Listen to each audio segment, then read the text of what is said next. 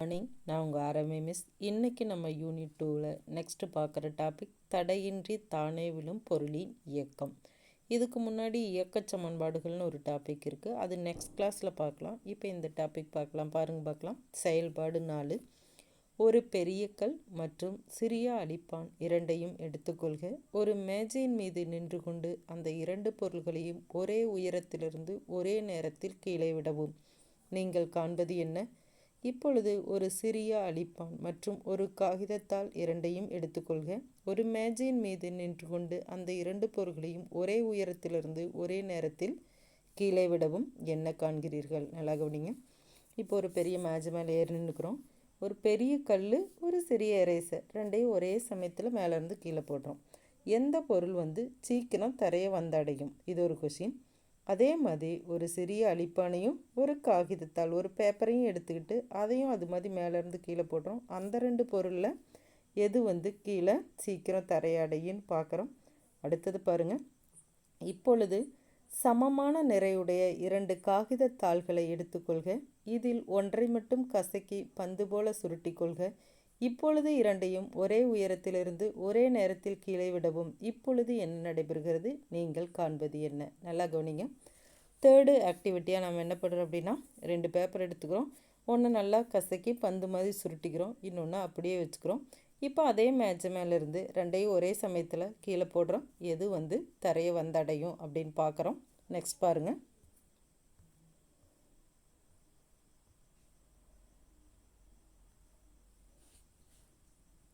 செயல்பாடு 4 கல் மற்றும் அழிப்பான் இரண்டும் பூமியின் மேற்பரப்பை சற்றேறக்குறைய ஒரே நேரத்தில் வந்தடைந்தன என்பதை காண முடியும். இப்போ ஃபஸ்ட்டு என்ன பண்ணோம்? கல், ரேசர் ரெண்டையும் போட்டோம். இது பார்த்திங்கன்னா கிட்டத்தட்ட ரெண்டுமே ஒரே சமயத்தில் தான் கீழே வந்திருக்கும். ஆனால் அழிப்பானையும் காகிதத்தையும் கீழே விடும் பொழுது அழிப்பான் முதலில் வந்தடைகிறது, காகிதத்தால் பின்னர் வந்தடைகிறது. அதை போலவே காகிதத்தாலும் பந்து போல் சுருட்டப்பட்ட காகிதமும் ஒரே எடையை பெற்றிருந்த போதும் பந்து போல் சுருட்டப்பட்ட காகிதம் முதலாவதும் காகிதத்தால் இரண்டாவதும் தரையை வந்தடைவதை காணலாம். இதற்கான காரணம் உங்களுக்கு தெரியுமா? காற்றில்லாத வெற்றிடத்தில் மேற்சொன்ன அனைத்து பொருள்களும் ஒரே நேரத்தில் தரையை வந்தடையும். காற்று ஊடகத்தில் காற்றின் உராய்வு விசையானது தடையின்றி தானே விழும் பொருளின் மீது ஒரு தரையை ஏற்படுத்துகிறது. நல்லா கவனிங்க. இப்போ நம்ம ஃபஸ்ட்டு என்ன பண்ணோம்? ஒரு எரேசரையும் ஒரு கல்லையும் போட்டோம். ரெண்டும் ஒரே நேரத்தில் தான் தரையை வந்தடைஞ்சிருக்கும். அடுத்து என்ன பண்ணோம்? எரேசரையும் ஒரு பேப்பரையும் போட்டோம். இப்போ பார்த்திங்கன்னா எரேசர் தான் ஃபஸ்ட்டு வந்திருக்கும், அதுக்கப்புறம் தான் பேப்பர் வந்திருக்கும். தேர்டாக என்ன பண்ணணும் அப்படின்னா, ரெண்டு பேப்பர் எடுத்துக்கிட்டோம், ஒன்று நல்லா சுருட்டிட்டோம், இன்னொன்று அப்படியே போட்டோம். இப்போ நல்லா கவனிங்க, ரெண்டுமே கிட்டத்தட்ட ஒரே நிறை இருக்கிற பேப்பர் தான். அப்படி இருந்தால் கூட நம்ம சுருட்டின பேப்பர் தான் ஃபஸ்ட்டு விழுந்திருக்கும். அகலமாக இருக்கிற பேப்பர் அப்படியே நம்ம சுருட்டாமல் இருந்தோம் இல்லையா, அந்த பேப்பர் ஃபஸ்ட்டாக வந்திருக்காது. இதுக்கு என்ன காரணம்னு பார்க்கலாம். அழிப்பான் மற்றும் கல்லின் மீது செயல்படும் இந்த காற்று தடை புவியீர்ப்பு விசையுடன் ஒப்பிடும்போது புறக்கணிக்கத்தக்கதாகும். நல்லா கவனிங்க. இப்போ இந்த பேப்பரில் பார்த்திங்கன்னா சுருட்டின பேப்பர் ஃபஸ்ட்டு வந்ததுக்கும் சுருட்டாத பேப்பர் ரெண்டாவது வந்ததுக்கு என்ன காரணம் அப்படின்னா, காற்று தான். காற்று ஒரு தடையை ஏற்படுத்துறதுனால தான் அது லேட்டாக வந்திருக்கும். இப்போ அழிப்பான் கல் ரெண்டு இருக்கு இல்லையா, இது மீது செயல்படுற புவியீர்ப்பு விசையை கம்பேர் பண்ணும்போது காற்று ஏற்படுத்துகிற தடை பார்த்திங்கன்னா ரொம்ப குறைவாக இருக்கும். இவை இரண்டும் ஏறத்தாழ ஒரே நேரத்தில் தரையை வந்தடைகின்றன. இந்த செயல்பாடுகளின் மூலம் காற்று தடையின் அளவானது பொருளின் பரப்பளவை பொறுத்துள்ளது என்பதை அறியலாம். நல்லா கவனிங்க, இம்பார்ட்டன் ஒன்று. இப்போ இந்த எரேசர் கல் ரெண்டுமே கீழே ஒரே சமயத்தில் விழுந்திருக்கு அப்படின்னா என்னென்னா, அப்போ அது விழும்போதும் அது மேலே காற்று ஒரு பர்டிகுலர் தடையை ஏற்படுத்தியிருக்கும். ஆனால் பார்த்திங்கன்னா புவியீர்ப்பு விசையோட கம்பேர் பண்ணும்போது காற்று ஏற்படுத்தின தடை ரொம்ப குறைவாக இருக்கிறதுனால அது எந்த பிரச்சனையும் இல்லாமல் பூமியை வந்தடைஞ்சிருச்சு. இதுலேருந்து என்ன தெரிஞ்சுக்கலாம் அப்படின்னா, காற்று ஏற்படுத்துகிற தடை எதை பொறுத்துது அப்படின்னா பொருளோட பரப்பளவு பொறுத்துது. ஏன்னா இது ரெண்டுமே ரொம்ப சின்னது. இப்போ பேப்பர் அகலமாக இருக்கும்போது பரப்பளவு அதிகமாக இருக்கும்போது காற்று தடையும் அதிகமாக இருக்கும். அடுத்து பாருங்கள். தடையின்றி கீழே விழும் பொருள்கள் முடுக்கமடையும் என்பது நமக்கு தெரிந்ததே. இந்த முடுக்கம் பொருளின் நிறையை பொறுத்தது அல்ல. அதாவது உள்ளீடற்ற பொருள் அல்லது திடப்பொருள் மற்றும் சிறிய அல்லது பெரிய பொருள்கள் அனைத்தும் ஒரே கால வீதத்தில் கீழே விழும்.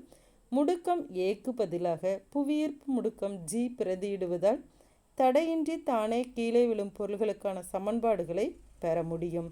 தடையின்றி தானே விழும் பொருள்களுக்கு அதன் ஆரம்ப திசைவேகம் u=0. எனவே கீழ்காணும் சமன்பாடுகளை பெற முடியும். இம்பார்ட்டன் ஒன்று, தடையின்றி கீழே விழும் பொருள் அப்படின்னா என்னென்னா, மேலேருந்து தூக்கி போடும்போது கீழே எந்த தடையும் இல்லாமல் நேரடியாக பூமிக்கு வந்து விழுற எல்லா பொருளோட,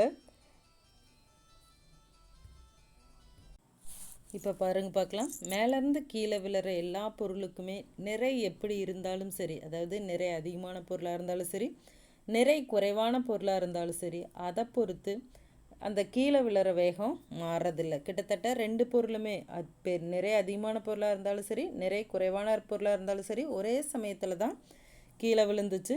இப்போ புவியீர்ப்பு முடுக்கம், பொதுவாக நம்ம வந்து முடுக்கமடைகிற பொருளுக்கு முடுக்கத்துக்கு ஏங்கிற லெட்டரை தான் யூஸ் பண்ணுவோம். இப்போ இதில் புவியீர்ப்பு முடுக்கம் இருக்கிறதுனால அப்போ என்ன லெட்டர் போட்டுக்கிறோம், ஜிங்கிற லெட்டர் போட்டுக்கிறோம். இப்போ தானாக விழுற எல்லா பொருளுக்குமே ஆரம்பத்தில் பார்த்திங்கன்னா திசைவேகம் 0வாக தான் இருக்கும். அப்போ கீழ்காண சமன்பாடுகளை பாருங்க பார்க்கலாம். இந்த 3 சமன்பாடு தான் இயக்க சமன்பாடு. இதை நம்ம அடுத்த கிளாஸில் பார்ப்போம். இப்போ என்னன்னு சொல்லிடலாம். ஃபஸ்ட்டு சமன்பாடு என்னென்னா, இப்போ ஃபஸ்ட்டு சமன்பாடு பாருங்கள், v=u+at தான் சமன்பாடு. சரியா? இப்போ இதில் u=0ங்கிறதுனால அந்த டைம் போயிடும். அப்போ ஃபஸ்ட்டு சமன்பாடு v=18 வரும். இப்போ ஏங்கிறது முடுக்கும். அப்போ ஏக்கு பதிலாக நம்ம என்ன லெட்டர் யூஸ் பண்ணுவோம், ஜி யூஸ் பண்ணுவோம். அப்போ ஃபஸ்ட்டு சமன்பாடு என்ன, v=gt. இந்த சமன்பாடு எப்படி வந்ததுங்கிறத நம்ம அடுத்த கிளாஸில் பார்க்கலாம்.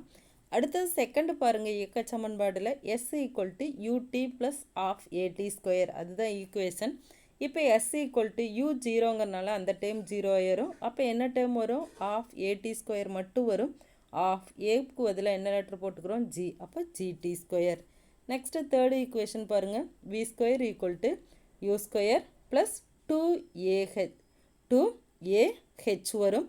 இப்போ v²u² 0 ஆயிரும். u0ங்கனால 0² தான், ப்ளஸ் 2ah வரும். அந்த 2aக்கு பதிலாக ஜி போடுறதுனால 2gh போட்டுக்கிறோம். நெக்ஸ்ட் பாருங்கள், ஒரு பொருள் சுழி திசைவேகம் மற்றும் வரையறுக்கப்பட்ட முடுக்கத்தை கொண்டிருக்குமா?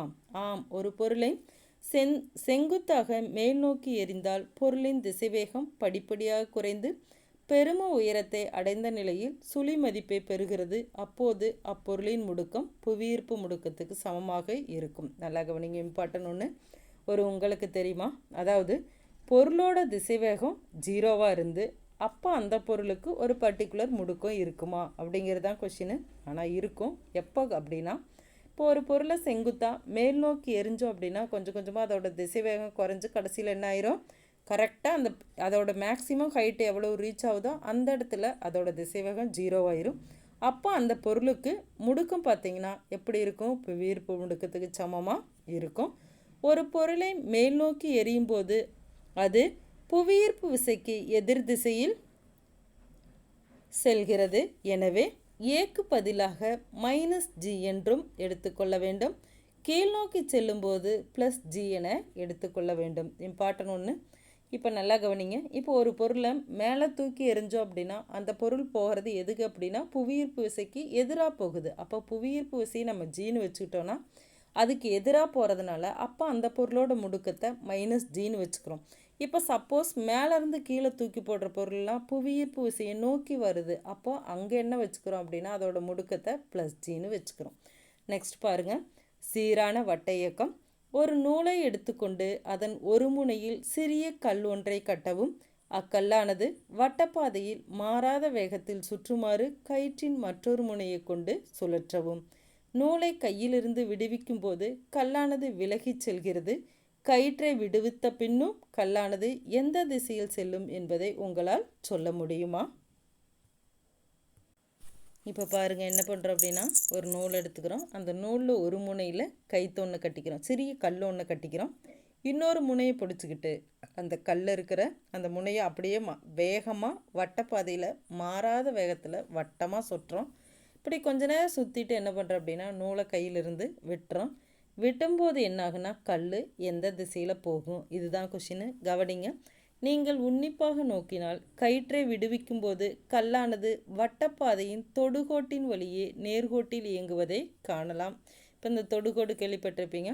இப்போ கல் எந்த திசையில் போகுனா நம்ம சுற்றுனது வட்டம், அந்த வட்டத்தோட தொடுகோடு சைடு எந்த பாதை இருக்கோ அந்த நேர்கோட்டில் தான் போகும். ஏனெனில் கல்லை விடுவிக்கும் காலத்தில் அதனை எத்திசையில் விடுவித்தோமோ அதே திசையில் சென்று கொண்டிருக்கும். இது ஒரு பொருள் வட்ட வடிவ பாதையில் செல்லும்போது அதன் திசை ஒவ்வொரு புள்ளியிலும் மாறிக்கொண்டே இருக்கும் என்பதை காட்டுகிறது. நல்லா கவனிங்க. ஒரு பொருள் நேர்கோட்டில் போனால் அதோட திசை எப்படி இருக்குன்னு நமக்கு தெரியும். இதே ஒரு பொருள் வட்டப்பாதையில் சுற்றிட்டு இருந்தோம்னா அதோட திசை பார்த்திங்கன்னா ஒவ்வொரு செகண்டுமே அது என்ன ஆகிட்டே இருக்கும், மாறிக்கிட்டே இருக்கும்.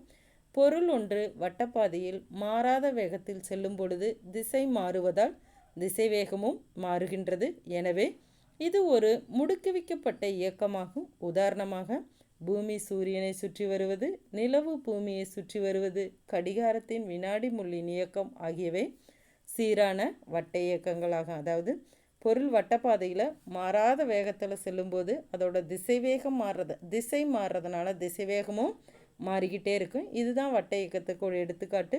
அப்போ வட்ட இயக்கத்துக்கு எடுத்துக்காட்டு எதுனா பூமி சூரியனை சுற்றி வருது, நிலவு பூமியை சுற்றி வருது, கடிகாரத்தோட முள்ளு சுற்றுறது எல்லாமே வட்ட இயக்கம்தான்.